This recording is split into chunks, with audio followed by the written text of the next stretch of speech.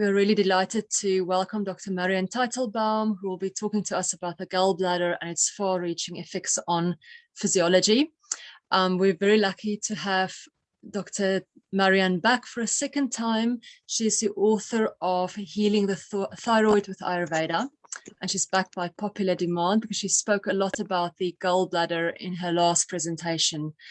So we got her back to talk about a bit more about that specifically. Thanks for having me again. It's always so great speaking to your group. You always ask good questions and everyone's so interested in these topics. If you don't know much about me, I was really very fortunate to sit with Vaidya Ramakant Mishra, who was sent to America to help bail us out here because our health is so poor, and also to formulate different great formulations. He knew over 700 herbs and knew how to formulate. So he was one of MAPI's greatest formulators. In fact, many of the remedies that you guys buy from MAPI are those that he formulated. He sat with me when he first came from India, and early on he could see there was a big difference between people in the Western world whose diet wasn't as good as what he grew up on, which was basically fresh homemade food every day. We have lots of processed food, and we rely heavily on pharmaceuticals, which he hadn't seen that either in a patient. So he felt that there were lots of issues that we here in the West are suffering from, that at least back then when he came from India 25 years ago, people weren't suffering from. For instance, he never heard of Alzheimer's. And here we have such an epidemic of it. So he sat and trained me for all those years. And what he trained me in is how to treat every disease.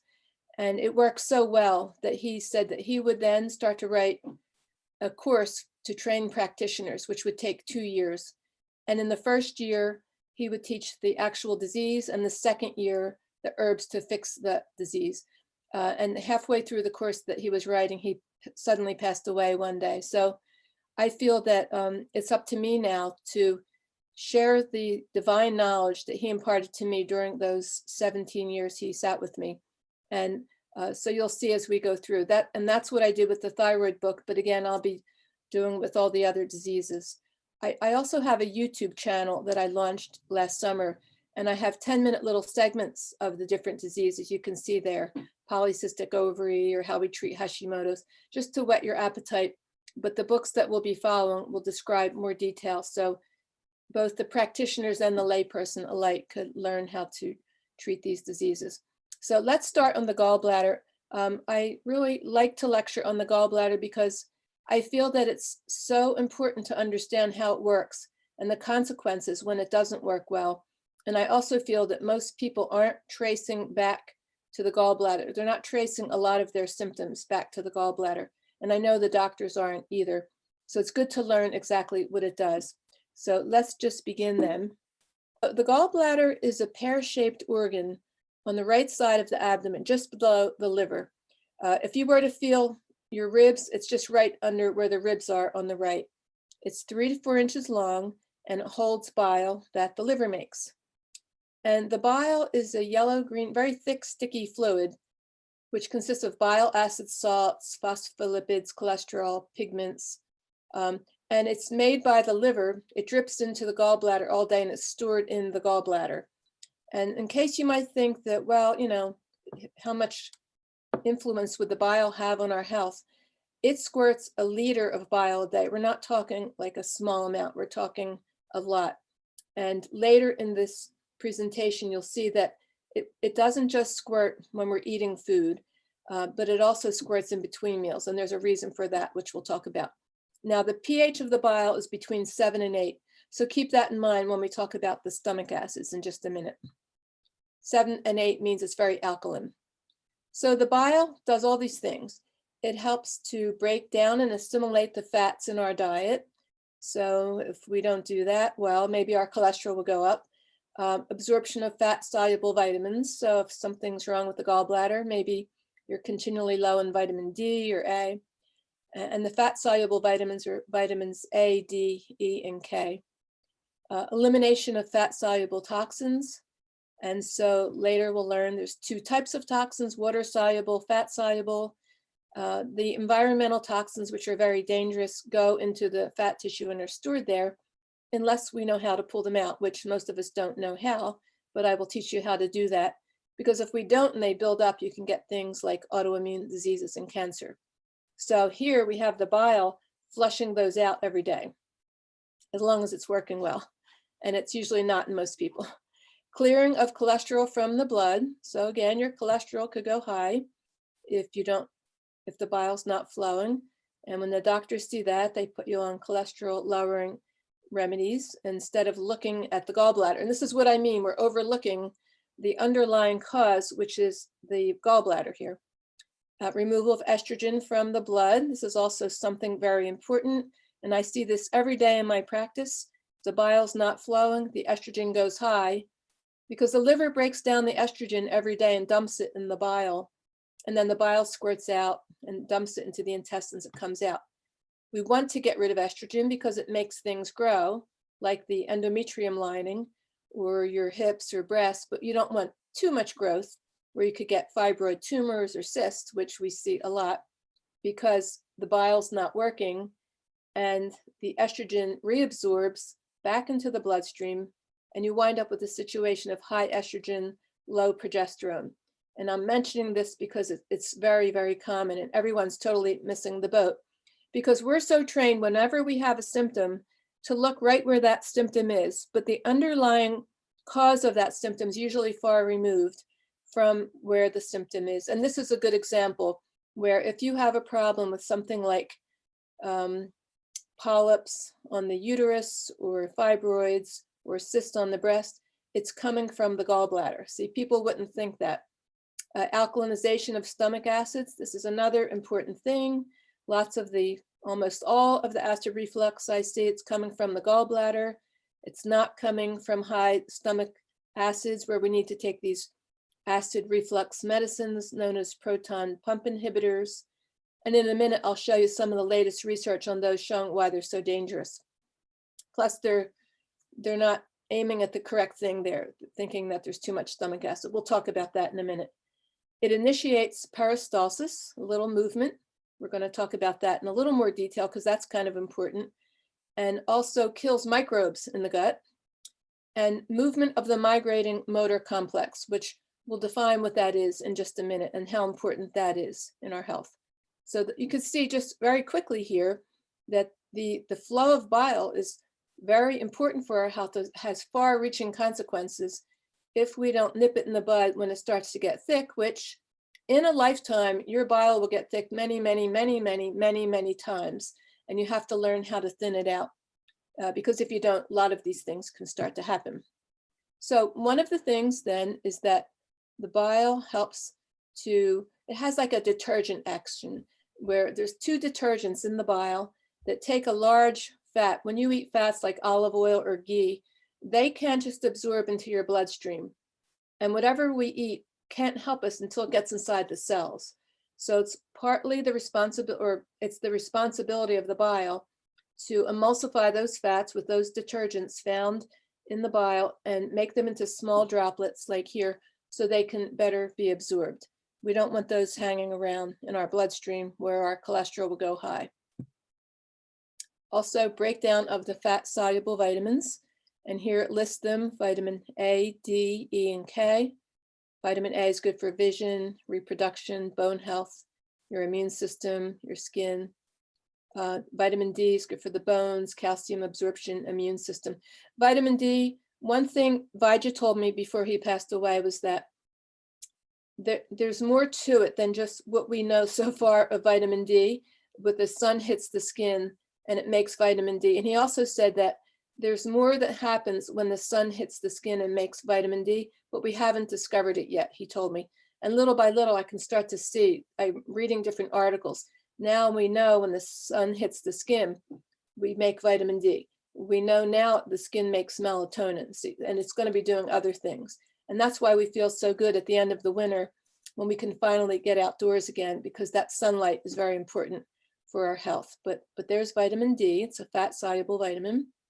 Vitamin E, which is good for your immune system, flushes toxins, and vitamin K, which is good for blood clotting and the bone health. Now, the elimination of fat-soluble toxins. So again, the liver breaks down fat-soluble toxins. So let's define what they would be. These are the very nasty toxins that we all come into contact with. Environmental pollution, air pollution. Every day when you step outside, you're breathing in air pollution. So those are going to be stored in the fat tissue, the fat cells. Lots of pharmaceuticals, birth control pills. When you get your flu shot or your COVID shot, where's it going? Right into the fat tissue. Well, what is the fat tissue? Well, it's your nerve cells. They're made of fat. Your brain, your liver cells, the bone marrow, and the actual fat tissue, metadatu, So the other types of toxins, the water-soluble toxins, they can be eliminated just through the sweat and the urine. They just come in and we flush them out. And I think that people make a big mistake thinking that whatever toxins we take in, that we'll just kind of flush them out the next day. But many people I see who were on the birth control pill 20 years ago, or took Accutane for acne when they were young and now they're 60, it's still stuck in their fat tissue because no one ever showed them how to get rid of these toxins. So a big part occurs with the bile. The bile dumps them into the large intestine and they're evacuated through a bowel movement. But again, if the bile doesn't empty well, the fat-soluble toxins will reabsorb into the bloodstream where they freely roam, and then they're going to deposit somewhere, like in the brain, for instance. So it's an important thing that these environmental toxins, skincare products, air pollution, pesticides, these are all very dangerous chemicals that there's 80,000 chemicals that we've allowed into our environment. And, so it's important that your bile flows to get rid of them. Clearing cholesterol. So again, the bile has to break down even the cholesterol in the foods you eat and help you bind it and excrete it. Removal of estrogen. The liver breaks down the estrogen, like I was just saying, and dumps it in the bile to be eliminated in the bowel movement. So here's two things right here. When you go to your doctor and they say your cholesterol's high, the next thing you'll hear is, here's a prescription to lower it. You won't hear, well, let's look at your gallbladder. And that's what you should be hearing. See, the same thing, oh, you have a fibroid tumor, we'll remove it, which, okay, you can do. Or, oh, you're bleeding heavily with your menstrual cycle. Why don't you take the birth control pill? And then you'll have these fake periods, which are just breakthrough bleeding every month. So it looks like we fixed the problem of the heavy menstrual flow, but no one's saying what we should do about this high estrogen, low progesterone ratio, which is coming from the gallbladder, see? That's why the ancient doctors of India said before any prescription is written, you have to see what the underlying cause is. You can't just say, oh, cholesterol's high. Here, in the Western world, the doctors would give statin drugs to lower the cholesterol. Or if you go to a holistic doctor, they would say, well, you need red yeast rice, niacin, and fish oil. We don't want to use those dangerous statin drugs because now we know that your brain needs cholesterol. So if you take those, you could lose your memory, you could get dementia and Alzheimer's. We also know you could get neuropathy. I'm working on several cases right now of patients who took these statin drugs and their nerve endings in their hands and feet are shriveling up because they need cholesterol. So when people come to me, I say, well, we have to fix the reason why the cholesterol's high. We don't want to just lower it, whether it's holistic, if you can call it that, with red yeast rice and niacin and fish oil, or the statin drugs, but instead we want to see why maybe the gallbladder is not working correctly. So we're making lots of mistakes with modern medicine, and part of what I said in the opening of my thyroid book, and you probably all know this because you're all into Ayurveda, is that modern medicine is one of those things where it's great in a crisis, but that's about all it's good for at this point. If you have a crisis, if you need an antibiotic for pneumonia or you break your leg. So it's wonderful for that, wonderful diagnostic techniques, and wonderful, sometimes medications they can give that are life-saving. On the other hand, sometimes they miss their mark. And that's what a lot of these things will be revealed in my books. Like here, if you have high cholesterol, you don't damage a person's health further by taking the cholesterol down where the brain is suffering now, the neurons are suffering because they're made of fat and they need cholesterol. But instead you want to carefully help the gallbladder to process it out of the blood and not leave the blood with not enough cholesterol, see? And the same thing is true here, alkalinization of the digestive juices. So this is also very important. The food that we eat first goes into the stomach, where there's a lot of acid. It breaks it down into an acid liquid. Once the food leaves the stomach, it enters the duodenum. So you could see that in the picture here. There's two hormones in the duodenum, cholecystokinin and secretin, and they signal the gallbladder to release the bile. It's kind of like the stomach lining is well equipped to deal with all that acid in there, but the intestines aren't, and the duodenum is the very beginning of the small intestines. Then it's going to go through the large intestine, then it's going to come out as a bowel movement. So from that point on, the duodenum is a very important transition area where the food coming in from the stomach here is acid, but it has to be alkalinized. So right away, the duodenum sends a signal to the gallbladder to release the bile. See, and it tells you here. So it's very important that we alkalinize the digestive juices right when they first start squirting into the duodenum. The other thing the bile does, it creates smooth muscular contractions called peristalsis. And it's an actual gentle mixing and churning motion which moves the food downwards towards the colon. If the bile alkalinizes the digestive juices and moves the food downwards through little peristalsis muscular contractions, if the bile doesn't flow, and in a minute we'll talk about why it might not, then the acids move back up. The body senses, oh, we can't let them into the gut, moves up, and they call that acid reflux. And then right away, what did the doctors do? They give proton pump inhibitors, known as PPIs, to get rid of the stomach acid. So now you have no stomach acid and no bile flow. See, so you're in bigger trouble. Plus, in a minute, we'll talk about if there's no bile in the gut, you can get infection. Here's where it says. In 2020, Nature published research showing how the gut microbiome might also play a role in the production of bile, which that was kind of interesting to me. I'm going to have to keep up with that research because I had never heard of that. We know the gut microbiome plays a role in making so many things we hadn't thought of, like most of the neurotransmitters for the brain. It stabilizes the immune system so you don't go autoimmune and develop food allergies. But now here they're saying it might even play a role in producing bile. So it might be one of those things like Vijay was saying, that there's usually more things we haven't discovered yet, and this might be one of them. Now, the bile acids are potent antimicrobial agents, and they give the intestines protection against invasive organisms and the growth of the bad bacteria in the gut. So therefore, if there's not enough bile acids, it can lead to increased colonization by pathogens. And new research shows how antibiotics can kill the bile acid altering microbes, which can promote the growth of C. diff, a potentially deadly infection of the colon, which creates severe diarrhea and colitis. So now, I don't know if all of you have heard of the migrating motor complex, but this is also an important thing. Its primary function is that it clears the small intestine of bacteria.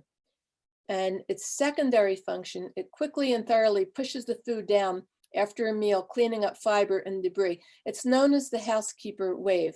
So it's kind of, it's different here. It says it's different from peristalsis. Peristalsis is stimulated when you eat the food. It starts to move the food down, little waves, gentle waves, right when you're eating. This one occurs about 3 hours after a meal, kind of like when your stomach's empty. You've heard your stomach growl. Well, that's the migrating motor complex. And what it's doing is pushing the food out of the small intestines. And that's very important so that you don't have food sitting in there too long. You don't want it in the small intestines too long because it could start to breed infection. So the secretion of bile during the migrating motor complex helps regulate motility to sweep the gut clean. And lack of flow of the migrating motor complex is responsible for SIBO, which is small intestinal bacterial overgrowth, because the food sits in the gut too long, causing bacteria to grow. Now, this is also very important, that basically when the food comes into the digestive tract, it has to move down. So now we see the bile not only stimulates peristalsis, that muscular contraction to move the food down, but it's also stimulating the migrating motor complex, which there was a lot of research done on this in the last 15 years. And they finally, because they were saying it came from more like the stomach produces something called motilin, which creates motility in the gut. But now they're saying it looks like it's more coming from the gallbladder, and so just think of that, because we have a lot of patients with SIBO nowadays, and partly it's because the bile's not flowing, see? And then the food sits there too long. This is a good chart that shows you.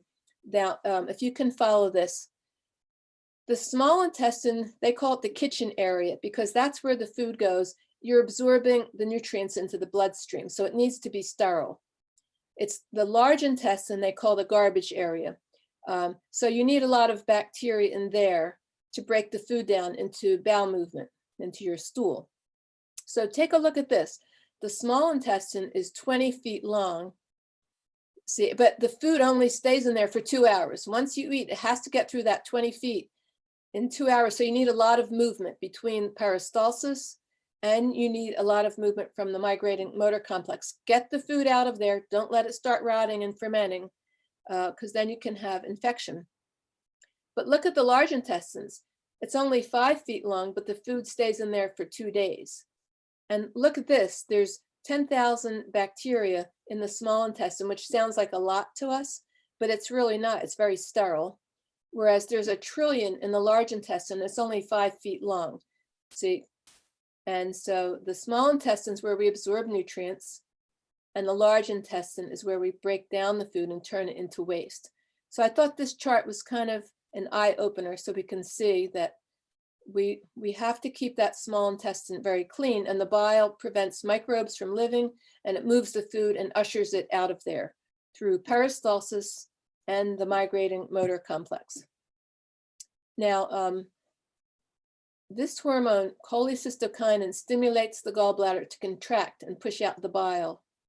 And at the same time, the sphincter of Oddi relaxes, allowing the bile to flow into the duodenum. See, now, the ancient doctors always talked about these unseen forces, like, for instance, the flow of prana in the body, or the effects of vata, pitta, and kapha on the physiology. But these are things we can't see, so we forget about them here in the West. And we're always looking under microscopes and saying, oh, this is a problem here, with this organ or that, because we can see it. But if you think about it, these sphincters in the body, like the sphincter of Oddi, they have to relax in order for the bile to flow, or the pyloric sphincter in the stomach. There's all kinds of sphincters. The pancreas has one. So if there's too much vata kind of tightens up the sphincters too. So the ancient doctors were correct in stating that the underlying causes usually come from these forces that are behind the scenes that we don't know about here in the West. So even though I'm talking about the gallbladder right now, because I want you to understand its role in our health, it's really under the control of vata as much as you can keep it relaxed, which most of us are rushing around too much. So we'll talk about that in just a second. So again, in response to the presence of acid in the duodenum, the hormone secretin stimulates the gallbladder ducts to secrete bicarbonate, it's alkalinizing, and water to neutralize the stomach acids as they come into the duodenum. And also a signal from the vagus nerve also causes the bile to release. So here, the sphincter of Oddi regulates the secretion of bile from the gallbladder into the duodenum. So what relaxes the sphincter, allowing it to release the bile? One is magnesium. In a minute, we'll talk about magnesium. If you want to learn more about magnesium, on my website, if you look, you'll see a link that says classes. These are free classes that I made for the new patients to listen to, but you're welcome to listen to them. Each one's an hour-long lecture on a different topic. So there is an hour-long lecture on magnesium and why we give it through the skin. It's better to take it through the skin than orally. But at any rate, magnesium helps things relax. And you'll learn in that class that every one of us is pretty much low in magnesium for various reasons. For instance, any pharmaceutical will deplete magnesium. Or if you're under stress, you release cortisol from the adrenal glands. That flushes magnesium out. So most of us are walking around deficient in magnesium. And also stimulation of the vagus nerve, which actually means being calm, because the vagus nerve controls the calming part of the nervous system, which is the parasympathetic nervous system. And then cholecystokinin. So many of our patients, if they're not releasing bile, we have different ways, which we'll talk about, to get it to release. But in some of them, I actually have them rub transdermal magnesium right in the gallbladder area to try to help that magnesium absorb locally to allow the sphincter to relax and release the bile. So again, high vata prevents the sphincter from opening, and psychological and emotional stress. See, and high vata doesn't mean necessarily that you have to be anxious and worried and nervous. It could be that you're really enjoying your life and you like to do a lot of things and learn, but you might do them a little too quickly. So when you're doing things quickly, you're in a state of what we call fight or flight, even if you're enjoying yourself. Or like getting ready for a wedding. So like a wedding is a wonderful thing, but there's so much to do, so the vata goes high. See, so sometimes we might think, well, I'm not anxious. Why isn't my gallbladder working? But it could be that you're rushing too much. So too much vata, too much sympathetic influence, then the sphincter can kind of tighten up. So you want to be nice and relaxed as you're eating the food and as you go through the day. And as I would sit with Vijay, taking notes as we saw patients together, I would write up their protocols based on what he was dictating to me.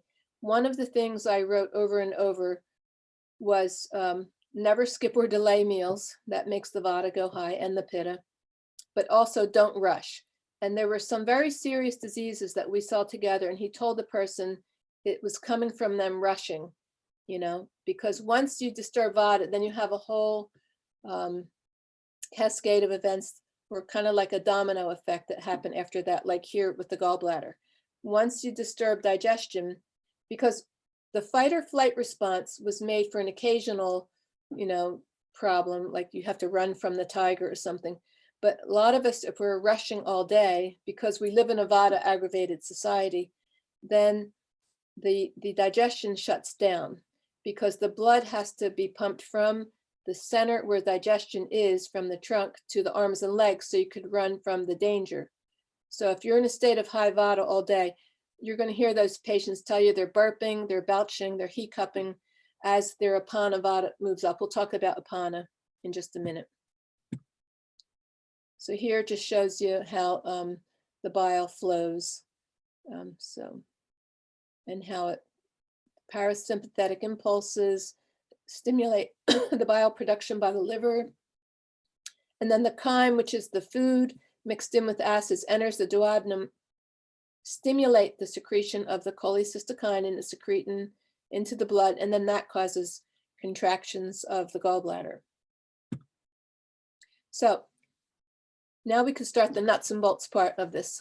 So now that you know a little bit more about the gallbladder, these are foods that stimulate bile production. Some of them also double as promoting the flow of bile out of the gallbladder. But in general, bitter tasting foods. And one of the best are cooked beets. I've had some patients where I've tried all my remedies to stimulate their bile production or moving the bile, and they ended up where the beets help them more than anything, but they have to be cooked. You don't want to be juicing them and aggravate the vata as these raw, cold things go into the body. Artichokes are good, but they're hardly ever in season. Dandelion, celery juice, turmeric. But you don't want to take turmeric capsules. I'm going to be producing a video within the next week on turmeric. Keep an eye out on that on YouTube. And there I tell you not to take the fresh bulb of the turmeric. It has to be dried and ground. Don't get turmeric at an Indian market. It could be a white dye or a white powder with a yellow dye sprayed on it. You don't want to take capsules of turmeric, and you don't want to trend towards that pharmaceutical approach where we isolate the active ingredient out of something. So turmeric has something in it called curcumin. That's where all of its health benefits are coming from. So the mistake everyone's making, they're isolating it as if this is something we want to fool around with. We're going to suffer consequences from doing that, because once you isolate that active ingredient and you take it orally in capsules, it's going to heat the liver too much and it's going to backfire on you, even though it might help some things, but it's going to be harmful as you heat up the liver too. It's too much heat going through the liver, and we have to honor the liver. Everything we swallow, the liver has to process. So we have to be careful that we don't torture it. That's the word Vijay used to use with me. You don't want to torture the liver. Now, barberry, that's those little dried berries that you see there. They are the food that has the highest levels of berberine. And you might have heard of berberine, and everybody's isolating that as well. There's also berberine in Guducci that we use, Tinospora cordifolia. I use Guducci a lot in my practice, but barberry has a lot of it, and it's very good. Every time I eat them, I could feel my bile flowing. Lime juice, we want to go more towards lime juice than lemon. Lime has that bitter quality to it that lemon doesn't have. And lime turns alkaline in the body once it comes in right away, whereas lemon takes longer. But the bitterness of lime is better for bile production and bile flow than lemon. And radishes. And here on the lower right, you'll see those white daikon radishes. They're called mooli at the Indian market. And Vijay used to say, get the smaller ones like that. Don't get the real big, thick ones that are sometimes 2 inches thick, or maybe 16 inches long. The smaller the vegetable, the better it is for you. So now here's some herbs and spices that also stimulate bile production. Greater celandine, peppermint, andrographis, wormwood, cinnamon, fennel, turmeric. And actually, I remember when I first started studying herbs back in the 1970s, I was really interested in trying to fix health problems using herbs. But here in the Western world, it's not something we typically do. And at that time, there were no herbal pharmacies. Even now, there are none that you could go to, because we don't really know our herbs here in the West. I was fortunate to have sat with Vijay, and he taught me hundreds of herbs that they use and all about the healing benefits of spices. But I remember in the early years, I would look at some herb books, and every time I turned a page, there was yet another herb to promote the flow of bile out of the gallbladder. And I remember thinking, I wonder why that's such an important thing, and why nature would give us so many herbs like that to do that. And then when I opened my practice, I could see that even young children, and just about every adult that I've seen, again, many times in a lifetime, the bile will tend to get thick and it won't flow, or maybe they're too anxious and worried and they're tightening up the sphincter of Oddi and it can't flow. But the point I'm making here is that there are probably many others that I'm listing here that can help the bile flow. But these spices like fenugreek, turmeric, they're a little heating, so you have to be careful that you use them correctly in cooking, or maybe you could put turmeric in milk or melt some ghee, put it in ghee. But again, we don't want to take too much at a time, taking capsules of it. And many people we see with that high estrogen, low progesterone, I see that so often, but I tell them not to take fennel at all, because fennel is highly estrogenic. So we take that out of the picture if we have a patient with that problem. And these are foods that also release bile. So you'll see beets show up here and there. Apples are supposed to be good. Dandelion root, celery juice, carrots, parsley, lime juice. But of all these, beets are the best, but these others are pretty good too. And then these are some herbs. Again, there's greater celandine, gentian, dandelion root, Oregon grapefruit, wormwood, yellow dock, triphala. When I had first opened my practice, it was in the very early 1980s, and I hadn't had a chance yet to study Ayurveda, but I remember feeling kind of bloated and overweight. And I didn't know why, because my diet was always good. But I had just come out of chiropractic college. It was very stressful. And I remember learning about the gallbladder back then.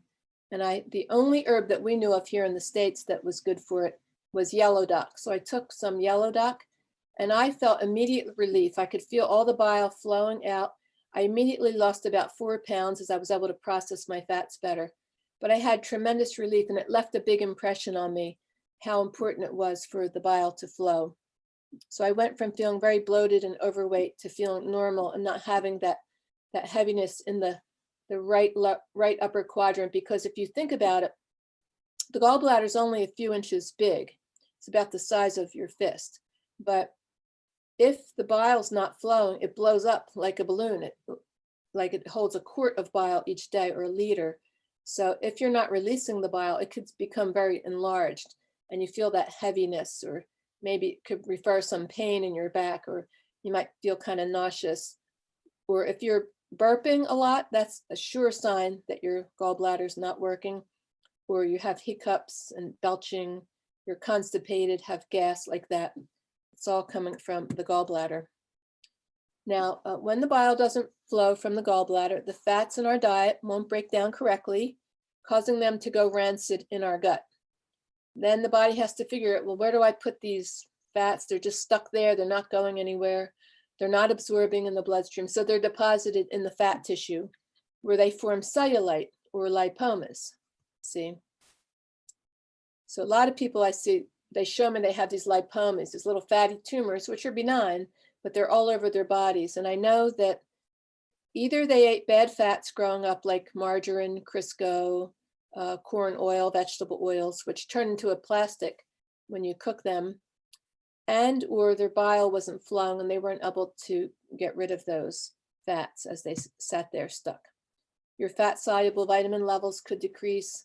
Some people, they're out in the sun all day, and yet their vitamin D is always still low. So we have to take another look at the gallbladder then, if they're not absorbing and breaking down the D. Again, the fat-soluble toxins can reabsorb back into the bloodstream. You want to get rid of those nasty environmental toxins. You don't want them building up continually. And they say that if the bile's not flowing, they just keep reabsorbing, and the levels get higher and higher and higher. Your cholesterol could increase. Again, you could develop high estrogen, low progesterone, causing lots of growths in the breast. So many patients I see tell me they have, cystic breasts, cyst on the ovaries, this cyst, dermoid cyst, uterine polyps. And I've never once heard any doctor say, well, then let's take a look at your gallbladder. Acid reflux can develop. You could have bad gut microbes take place due to lack of peristalsis, which is how SIBO begins, small intestinal bacterial overgrowth. See, I see almost every patient I see has an overgrowth of yeast in the gut from taking antibiotics, birth control pills. They kill the friendly bacteria that are in the gut. And the friendly bacteria are the surveillance team for yeast. There's always a little bit of yeast in our gut, Candida albicans, but it lives in harmony with us. But our friendly bacteria keeps it in check. So when they die off, say from a round of antibiotics, or if you're on the birth control pill, or you take steroids or acid reflux medicines, then you'll get an overgrowth of yeast, that kind of microbe. But when the gallbladder is not working, this is worse, this type of gut microbes, because when there's small intestinal bacterial overgrowth, that's much more difficult to fix than this overgrowth of yeast. If you have good probiotics, you can get rid of yeast in about 2 months. But this SIBO takes much longer, and it's very hard to fix. So you don't want to have lack of bile flow and allow these organisms to overgrow. You could get gallstones. Now, once gallstones develop, then you have to probably have your gallbladder removed if you're having recurring gallbladder attacks, because now you've entered the 5th and 6th stage of a disease process where disease has developed. Many, many times I see people with thick bile. It gets like a sludge, which we'll talk about. it's very easy to thin out the sludge. So if someone tells you that they have bile sludge, or if you have it, thin it out. Don't just have the gallbladder removed, because nowadays they just want to remove it. But it's pretty easy to thin out with those herbs and spices and foods we just talked about. Once you have gallstones, it's more difficult, but later I'll show you some things you could try. And again, you could get SIBO from lack of movement of the migrating motor complex, which is much more complicated to fix. You can't just fix that by taking some probiotics. In fact, it could make it worse. So here's bile sludge. So this on the left, that's how the bile should be, like a thin, almost like olive oil, nice, healthy consistency. It's like a liquid. But on the right is what happens if we form bile sludge. It gets real thick and sticky, gluey, and it clogs the gallbladder and all its ducts. And again, if the sludge sits too long, gallstones can develop, which can block the flow of bile and could potentially lead to acute gallbladder disease and possible removal of the gallbladder. See, whenever you hear of a case of someone having their gallbladder removed, I always think it's just a shame years ago, no one ever got in there and took this thick bile and turned it back into more liquid, because again, it's pretty easy to do. So here are the reasons you might develop bile sludge. If the bile remains in the gallbladder too long, maybe you're too nervous and you're rushing around, the sphincter is not opening and the bile stays in there. Now in my book, the reason I have a whole chapter on the thyroid, or in my thyroid book on the gallbladder, is because through the years, when I could see a person had weak thyroid, I automatically saw that the gallbladder was weak at the same time. And sure enough, I looked up, there's research showing why that is. One of the things is that the thyroid meridian, the acupuncture meridian, feeds into the gallbladder meridian. So if the thyroid's weak, the gallbladder becomes weak at the same time. But you'll see many people who have thyroid conditions at the same time have gallbladder conditions, or they might not know. They might just have high estrogen, low progesterone, acid reflux, constipation, all these things from the bile not flowing. Because when the bile moves into the intestines, it gives you the urge to move your bowels. So same thing, many people aren't moving their bowels. They see modern medicine, they give them Miralax, or at least that's what we use here in the States, a laxative. And then if they seek out a holistic practitioner, they'll give them magnesium or senna or cascara sagrada. These are the three types of medicines that we use in what we call holistic medicine that are good for helping bile or movement through the intestines. But this isn't the correct way either. We want to promote the flow of bile. We don't want to just give a laxative like that. So that's what they are. Both modern medicine, holistic, are using laxatives, but we're saying, no, it's better to promote bile flow. A lot of people eat too heavily, some bad fats. Every time you eat out in a restaurant, they're using vegetable oils because they're cheaper.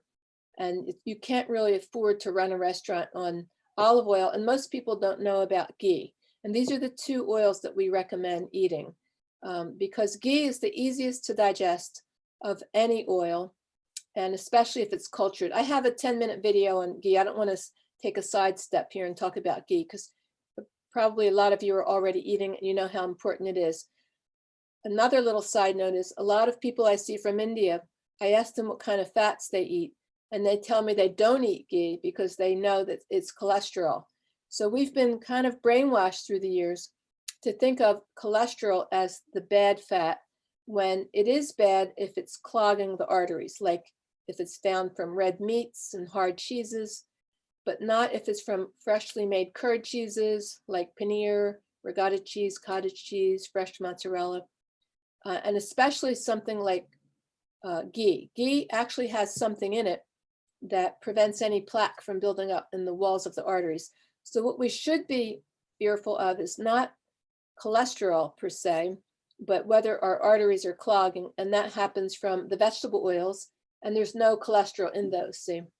So fast foods, deep fried foods, all these things will thicken the bile.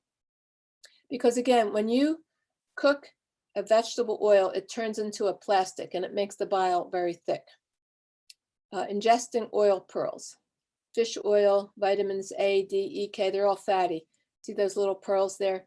What you're doing, you're dumping all that into the gallbladder at once, and you're running the risk of dumping too much fat because the bile can only process so much fat at once.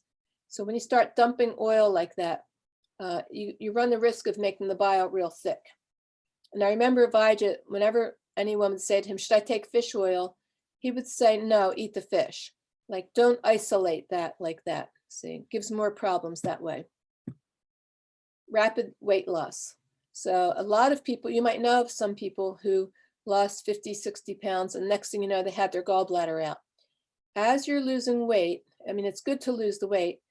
Don't do it too quickly. Maybe just do like 1 or 2 pounds in a week. But as you're doing it, it's good to keep the bile thin with some of those herbs like triphala or yellow dock or some teas with fenugreek, Indian sarsaparilla, to keep the bile nice and thin, because all that fat has to be processed through the gallbladder. I know my sister-in-law went on a diet and lost a lot of weight, and she and her sister, and they both had their gallbladder removed at the end of the weight loss. See, so we see that a lot. Now here's how to thin out bile sludge. First of all, in order to do that, you have to avoid these things. These make the bile very thick. So red meat, hard cheese, and again, it's not just cholesterol. Like tofu has something in it called hemagglutinin. Hema means blood, and glutenin means like sticky. So it becomes like, it really clogs the channels. It's very thick, and we can't process that. So there's no cholesterol in there. Cholesterol comes from an animal, just like nut butters, like peanut butter, almond butter, sunflower seed butter. See how hard they are to swallow. And the throat is one of the larger channels. So you can imagine when it gets in the more delicate channels, the arteries, veins, arterioles, little channels in the ears, it's going to clog those as well. Cold dairy, a lot of people say, don't drink milk, you know, it just makes you congested. But then when you ask them how they take it, they say they drink it cold. It produces ama, and ama just clogs the channels. And the throat, the sinuses, the lungs are all channels too. Deep fried foods, vegetable oils, hydrogenated fats, margarines. You want to favor extra virgin olive oil. Make sure it's good quality. A lot of it's cheap, at least here in the States. I don't know what you guys have there. We have to look a little extra hard for good quality here. And ghee. And with ghee, there's 2 ways to make it. One is what I call the easy way. You melt the butter, skim off the dairy solids as it simmers, strain it through cheesecloth, keep it in like a Pyrex dish on the counter. Don't refrigerate it. The harder way to make it takes 3 days, where you take heavy cream, turn it into yogurt overnight. And this recipe, both recipes are in my thyroid book, by the way. You churn that into butter, the cultured butter, and then you make ghee from that cultured butter. See, the friendly bacteria in the yogurt starter cultures make the fats break down more, so it'll be easier to digest, and whatever regular ghee has, butyric acid, conjugated linoleic acid, this cultured ghee has 20 times more. And this is the type of ghee they were talking about in the ancient texts when they talked about ghee. And this is the traditional way of making ghee. It's just that no one wants to do it anymore because it's so time consuming.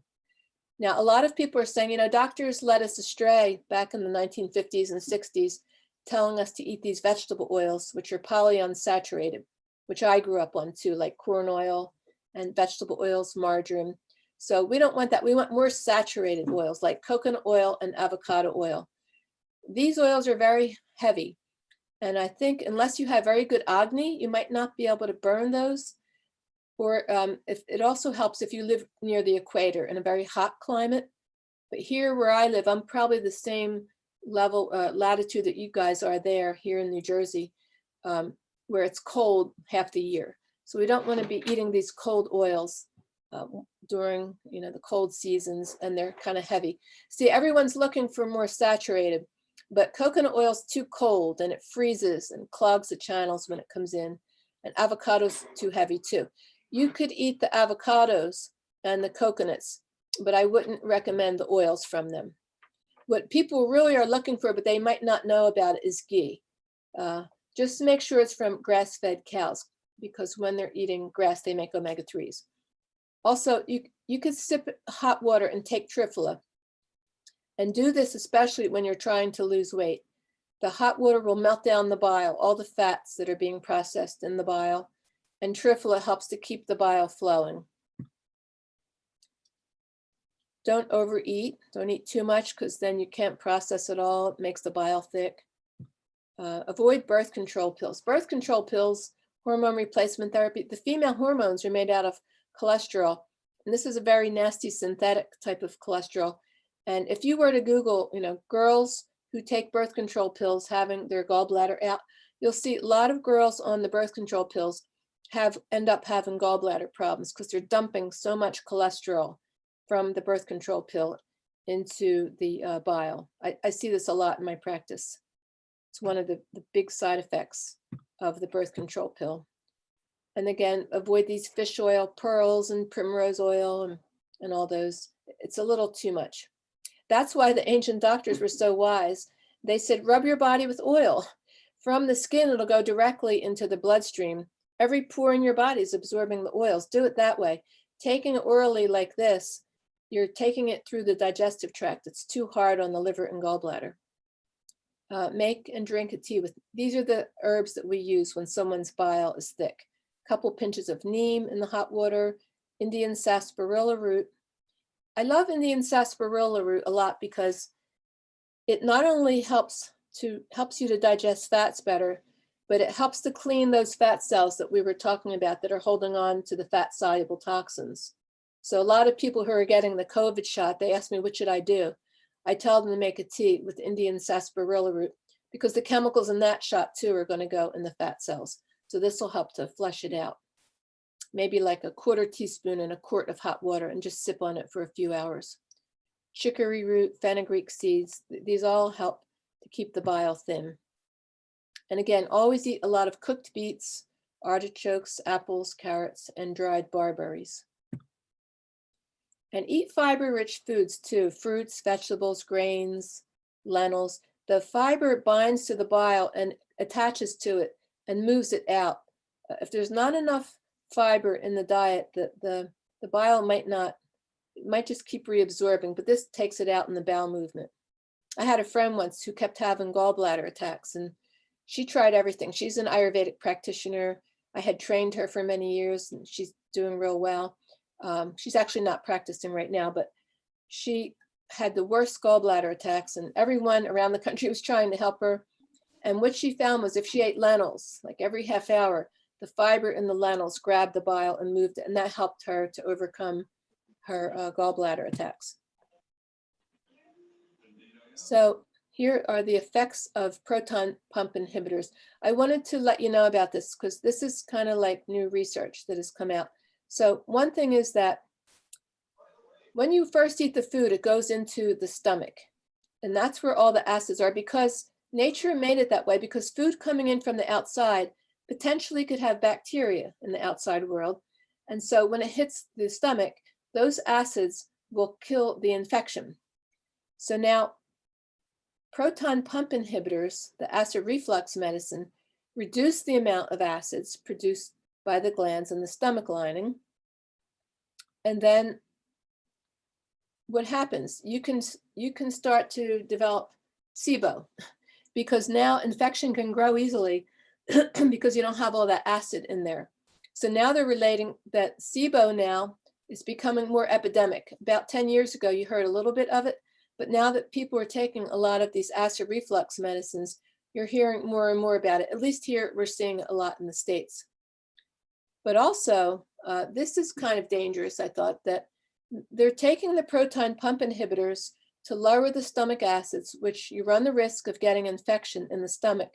But also, you're missing the whole point that a lot of this is, maybe all of it is coming from the gallbladder. So they're not treating the underlying cause too. So what we're seeing now is that some people are starting to develop strep infections in the gut. Usually you'll see strep in the throat, in the oral cavity. But if you're taking these proton pump inhibitors and you're killing the acid, you're not having enough stomach acid, and you swallow that strep infection in your throat, they're starting to see strep in the gut now, where they didn't used to see that. Also, they're seeing high amounts of fusobacterium, which is also a bacteria usually only found in the mouth. It's what causes gingivitis. So because the lower levels of the stomach acid don't kill the fusobacteria that's coming from the mouth, it makes its way to the intestines, causing inflammation, infection, and possibly colon cancer. And you can read the research that shows that in people who have colon cancer, they're starting to find high amounts of fusobacterium, which shouldn't be in the colon. So, we're seeing there's some side effects to these drugs which are, things that we didn't count on. Let's quickly talk about the vagus nerve's role in digestion. It's the longest and most complex of the 12 pairs of cranial nerves. They're coming from the brain, and it represents the main component of the parasympathetic nervous system. And it interfaces with the parasympathetic control of the heart, lungs, and the digestive tract. Now, when the vagus nerve is stimulated, it actually elicits the relaxation response, and it activates the parasympathetic nervous system. That's what makes us calm down. And the vagus nerve induces both the gallbladder and the sphincter of Oddi's contractions because it's calming. And these organs and glands work better when we're calm, and it improves the gallbladder function. So again, when you're relaxed, the vagus nerve increases digestion, but during times of stress, the sympathetic nervous system is activated, which shuts down digestion. So that's why they say rest and digest. Like when you're more rested, then you can digest the food better. So the autonomic nervous system makes our heart beat fast and gives you the fight or flight response, whereas parasympathetic helps you digest better. And that's under the control of the vagus nerve. So again, so now it's just exactly what those ancient doctors were saying about Vata, Pitta, and Kapha. Vata can inhibit the vagus nerve function and cause Apana to move up. So see, there's different subdoshas of Vata, so you guys probably know about them, different areas that Vata affects. Vata affects the movement of things in the body, the movement of food through the digestive tract, or the movement of blood, the circulation of blood through those channels. See, so it's controlling movement. So if Apana Vata is located in the intestinal region and it's a downward movement, so that the food, when it comes in, again, it has to move down. It always has to move down. We don't want it to move up. We can see what happens when it moves up. But when there's too much Vata, the Apana moves up, and then you have lots of these problems happen. And the whole digestive system comes to a grinding halt, the bile doesn't flow, and you get all these problems. Now, how to dissolve gallstones? Pashan Bade. Pashan Bade actually in Sanskrit means stone breaker.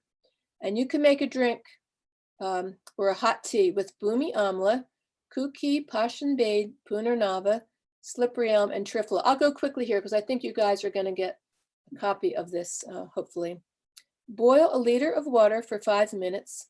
Put it into a 1 liter stainless steel thermos and add a 1/4 teaspoon of each of these herbs and sip on it. But you have to keep doing it.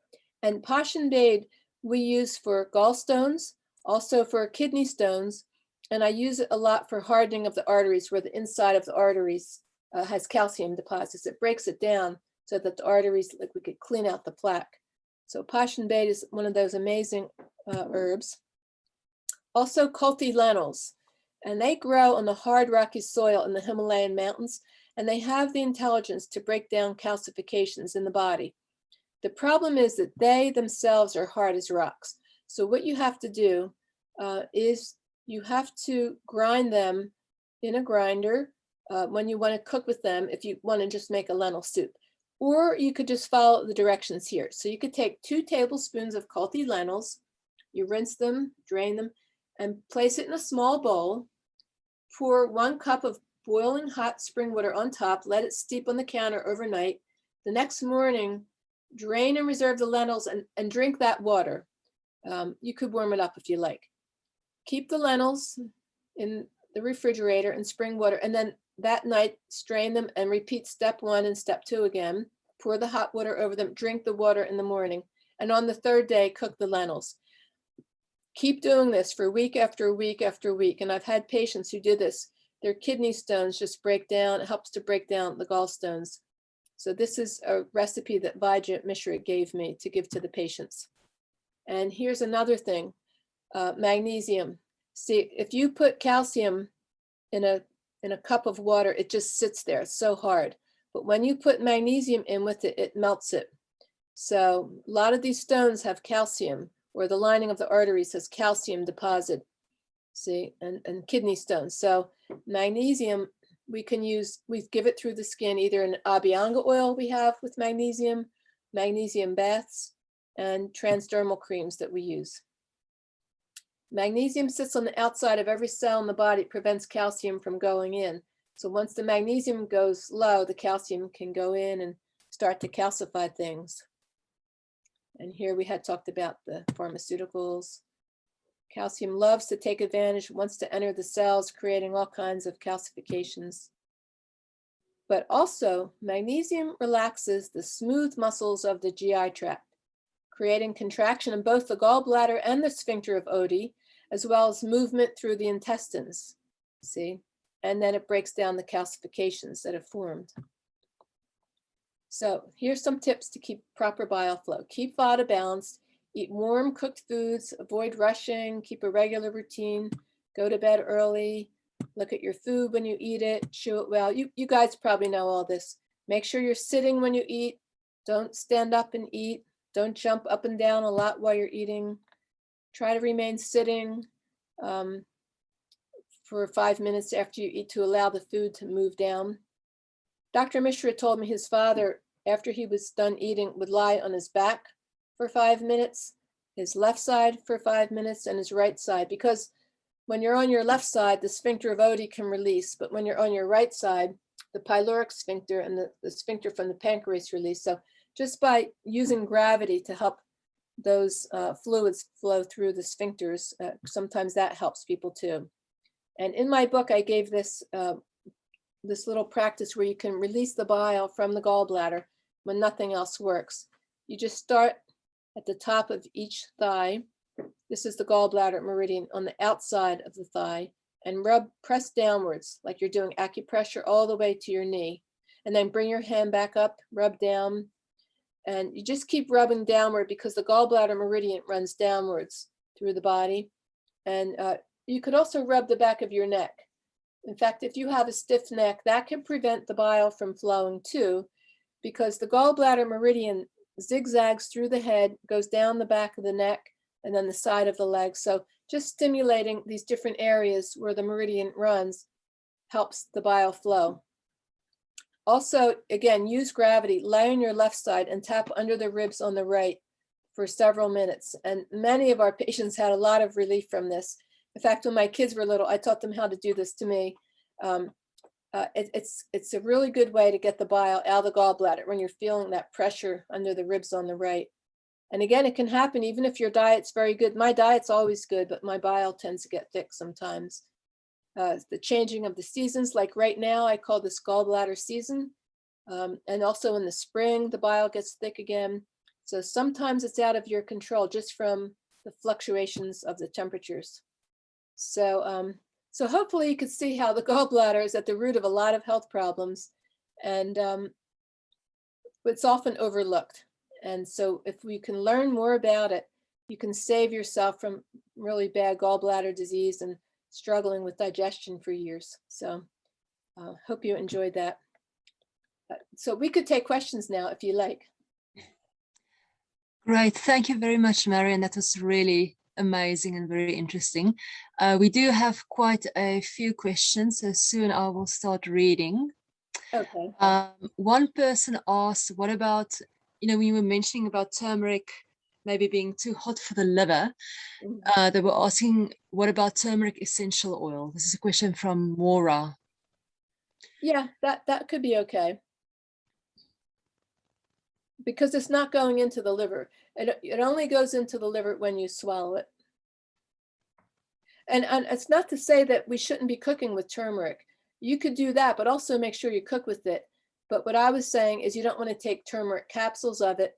And if you're not used to eating it, you want to start out slowly. Melt some ghee, put some turmeric in there. Turmeric is fat soluble.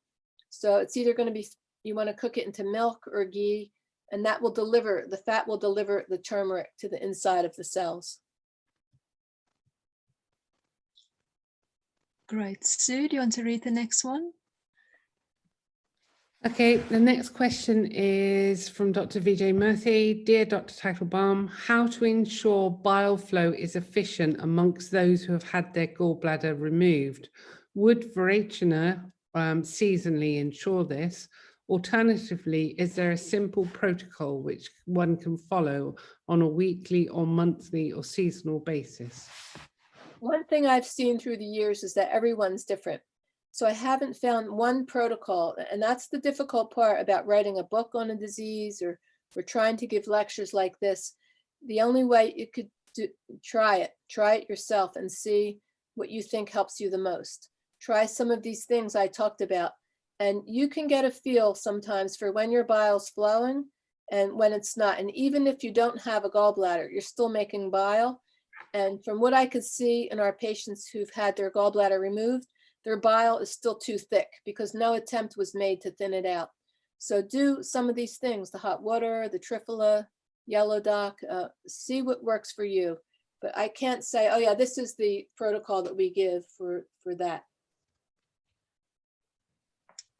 Great, thank you. We've got a question from Ariadna. She's asking, how can we check whether bile has changed its quality into bile sludge instead of the lovely olive oil consistency? If you're having some of these symptoms, if you're constipated, you're burping or belching a lot, if you feel bloated, if you're having acid reflux, if you're having cystic breasts and ovaries or uterine polyps or fibroids, see, just go back and look.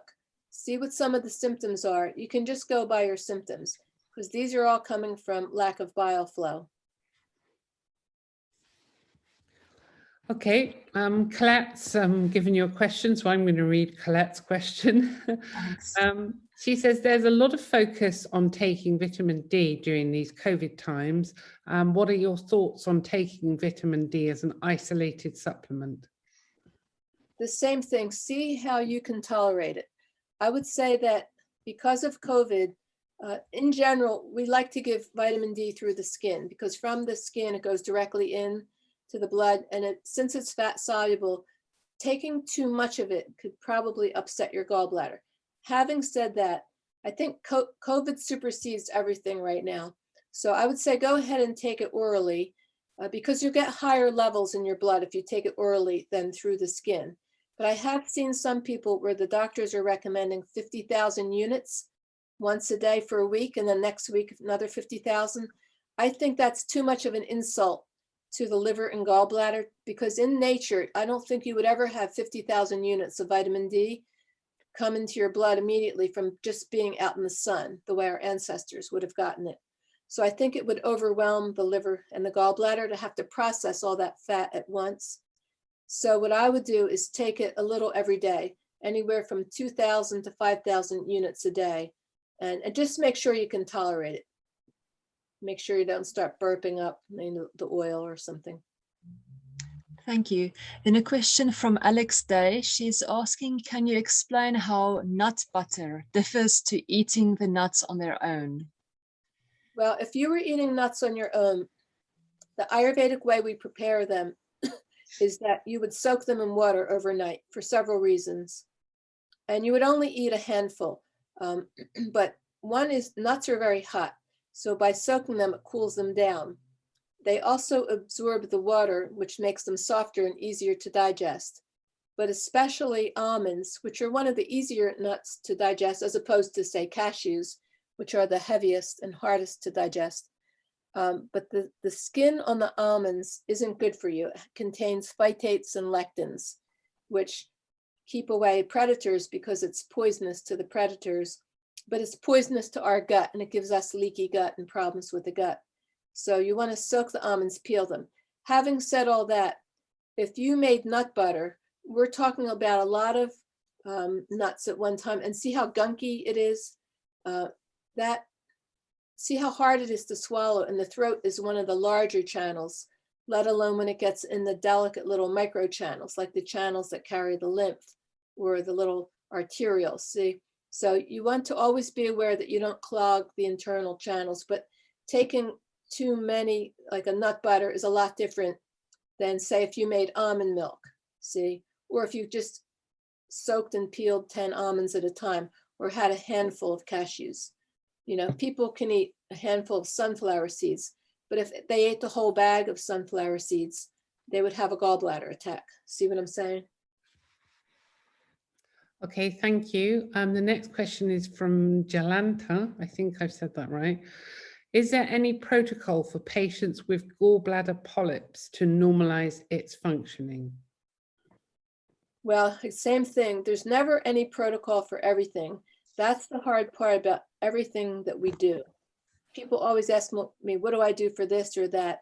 I can only tell you, like here, try some of these things. So I'll tell someone, try triphala. And many people come back saying, oh yeah, I got so much relief with triphala.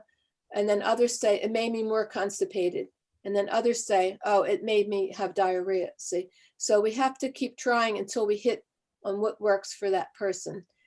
All these things that I gave you are things you can, you know, rely on and look at and try, but there's never going to be one protocol that would help everyone. It's just that we're used to that approach because with modern medicine, everything they do is the same. They have a whole protocol. You know, if you have thyroid, you take this levothyroxine. If you have ulcerative colitis, you take the steroid, you know, so, but it doesn't work that way for us. Great, thank you. A question from Cam Dillon. Is an individual likely to put on weight, or can a person lose weight too if bile in the gallbladder is high or heavy? For example, can a person end up losing muscle fat, brackets Majja dhatu? Yeah, because every one of the dhatus feeds into the next and it turns into the next. So, and not only that, the dhatus each have this agni in between them that helps to transform like each dhatu into the next. So if the gallbladder is not working well and you're making a lot of ama and fat, then the burners of the agni in between the 7 tissues can get greasy, you know, just like on your cooktop. You want to turn on the flame and it won't turn on because it's a little too greasy. So if the bile doesn't flow, you could either gain weight because you're not processing the fats, or you could lose it because you're not nourishing the tissues. That's why I say there isn't any one protocol for fixing things. I'm just showing you to go in this certain direction and try things. And the same is true. I've seen people who have gallbladder problems get very thin because they're not absorbing the food. Others get very heavy because the fats aren't processing. The same way with the herbs, some people like get diarrhea with triphala and others get constipated. So there isn't any one set thing that would happen just because your bile is not flowing. Okay, the next one from Dr. Vijay Murthy again. What, in your experience, is an effective preventative nutrient or herbal formulation for infection or inflammation in IBD?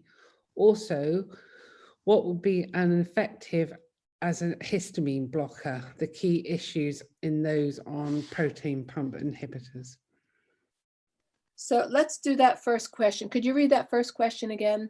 Yeah. What would be What, in your experience, is an effective preventative nutrient or herbal formulation for infection, inflammation in, I suppose, inflammatory bowel disorders? That's the first part. The first thing is we can't assume that there's always just infection in the gut. So we don't want to say, oh, you know, you could take this herbal formula for infection, or you could take takrarishta, which kills infection in the gut, or probiotics. See, what IBS is, it's too general a term. It means that something's bothering your bowel, it's irritated. So you have to start all the way with the beginning of digestion. Once you swallow the food, as it's going through the digestive tract, it has to break down into smaller and smaller particles to come out of there and absorb from the gut into the bloodstream, then everything feels great. But if along the way, either something's wrong with your digestion or the food is too heavy, like peanut butter or tofu, and it doesn't break down, it sits in the gut and it forms ama. You all know that word. Ama is partially digested food that's stuck there now.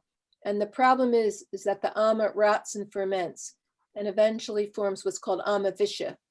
And the word visha means poison. So it becomes highly acidic and irritating. So ama visha then can create lots of problems. And then it could burn the gut. But see, just like with the gallbladder, if the bile doesn't flow, you could be burning your gut lining. And as the bile isn't flowing and the acids are flowing out of the stomach, that could kill the friendly bacteria in the gut. It could kill the mucus layer that the friendly bacteria live in. So there's no protective barrier in the gut. But also, what I see is I always ask the case history of every patient. I want to know what types of pharmaceuticals they took, because in lots of cases of IBS, you'll see there were either too many antibiotics at one point in their life, too many vaccinations, which all destroy the friendly bacteria in the gut, medicines like steroids, birth control pills, all these damage digestion. So you have to look at the liver, the health of the liver, the gallbladder, the friendly bacteria in the gut, all these things. The vata is the food moving down. So you have to take each person individually, and you'll see a combination of different problems in each person to make it where the food isn't able to come out of the gut and absorb in the bloodstream. And then it's sitting there, and then maybe infection can grow. So it's not as easy as just saying, what is the herb we use for infection? Because if that lining is burnt and you give some herb to kill infection, it might burn it more. So you have to take each person individually and see why they're not digesting the food well. Okay. The second part of that question was, what would be effective as a histamine blocker? The two key issues are in those on PPIs. So with the PPIs, it might not necessarily be that it's creating problems with histamine, whereas many other pharmaceuticals could do that. So again, it's not so easy to say we need a histamine blocker. I would say that the herb that we use in Ayurveda that does that is called Daru Haridra. It's an antihistamine. But the same thing there, you have to see first what's causing the release of histamine. See, there's many reasons why that happens. And then you have to work your way backwards and address those issues. And then you could use the histamine blocker. But we don't want to do what modern medicine's doing, where they say, oh, you have mast cell, too much mast cell activation or too much histamine. Let's say, for example, if you have food allergies or airborne allergies, and the doctors are saying you need an antihistamine. And we give the Daru Haridra because it's an antihistamine both for airborne and food allergies. But you want to fix the reason for these allergies, which usually involves lack of friendly bacteria in the gut combined with overheating in the liver, because both are part of the digestive system and they're part of the immune system. And the third part is that these mast cells that produce histamine are born in the bone marrow and then they migrate out. And the ancient doctors of India said, don't let any toxins get into the bone marrow or it could disturb your immune system.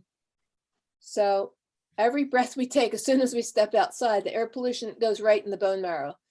Every shot we get, including the COVID shot, and I'm not anti-COVID shot or anything or any other shot, but I have to say it goes right into the bone marrow.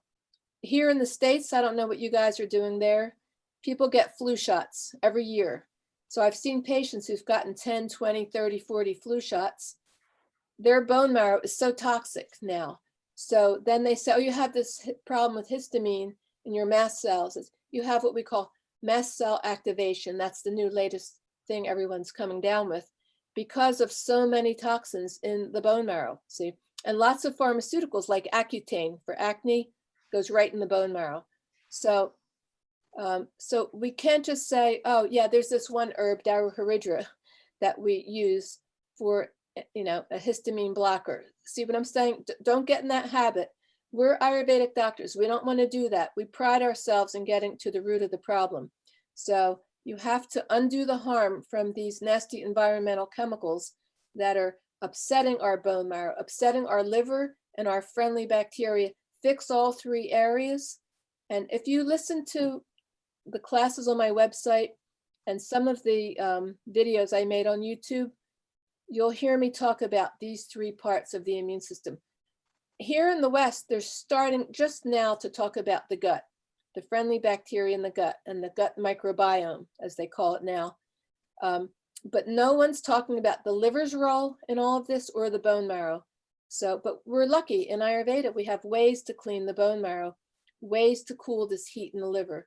So think of it more globally and keep perspective on it. Don't get sucked into this one little narrow realm, see?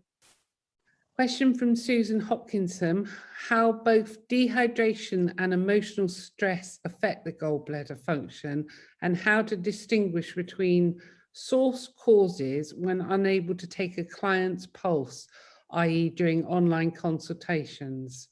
For the past, since COVID came, I haven't seen one patient in person. Our Right. patients are having phenomenal results, just so you know, because what I do, you can take a good case history. Just ask the questions. If you start asking them, you know, are you on birth control pills? Yeah, I have been for 20 years. You know their gallbladder's not going to be working right. See what I'm saying? So if you ask enough leading questions, see what their symptoms are. But you can go from the symptoms also. It doesn't have to just be the pulse. So if someone's got acid reflux and they're burping, they need to thin their bile. See what I'm saying? Yeah. So dehydration, I have a 10-minute little video on water. As we age, we actually lose that sense that we're thirsty. So you have to sip water throughout the day. If you reach the point where your mouth is dry, then you're already very dehydrated. So I would say probably most people are somewhat dehydrated unless they're sipping water all day. But that would probably play a role, I would imagine, with bile sludge maybe, but not as big a role as what I just talked about. Great. Next question from Noel Garcia. Do you have any way of assessing how much someone is on the sympathetic versus the parasympathetic system? Well, you could ask them, you know, same thing. Do they rush through the day? Do they have a hard time falling asleep at night? All the Vata questions. Is your body dry? Because if you know what Vata is, it's the element of dryness, coldness. You have cold hands and feet. Is your hair dry, your skin dry, your mouth dry? You know, then you can assume that those things are out of balance. Okay, the next question is from Vivian. Hello, doctor. There are so many types of magnesium out there. Which one should we use? Also, when using Triphala for gallbladder issues, for how long should we use it? So to the first part of the question, we give the magnesium through the skin. I have never given a patient any orally.